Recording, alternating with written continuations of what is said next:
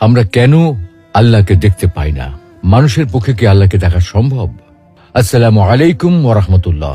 প্রিয় দর্শক, আজকে আমরা আল্লাহকে কেন দেখা যায় না এবং মানুষের পক্ষে আল্লাহকে দেখা সম্ভব কি না এ বিষয়ে আল কোরআন, বিশুদ্ধ হাদিস এবং বিজ্ঞানের আলোকে বিস্তারিত আলোচনা করার চেষ্টা করব ইনশাআল্লাহ। প্রিয় দর্শক, আল্লাহ তাআলার দিদার প্রতিটি মুমিনের চির আকাঙ্ক্ষার বিষয়। সবাই আমরা সচক্ষে আল্লাহকে দেখতে চাই।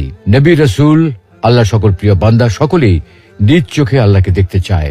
যে আল্লাহর জন্য এত সিজদা, এত আনুগত্য, এত ভালোবাসা, সেই আল্লাহকে না দেখতে চায় কে? তাই মুসা আলাইহিস সালাম নিজ চোখে আল্লাহকে একটি বার দেখার আকুতি জানিয়েছিলেন। কিন্তু মুসা আলাইহিস সালামের মতো জলিলুল কদর রাসূলের পক্ষে আল্লাহকে দেখা সম্ভব হয়নি। আমাদের প্রিয় নবী মুহাম্মদ সাল্লাল্লাহু আলাইহি ওয়াসাল্লামের অন্তরেও আল্লাহকে দেখার ভীষণ আকুতি ছিল, কিন্তু সাইয়্যিদুল আম্বিয়ার পক্ষেও আল্লাহকে দেখা সম্ভব হয়নি। বস্তুত দুনিয়াতে কারো পক্ষেই আল্লাহকে দেখা সম্ভব নয়।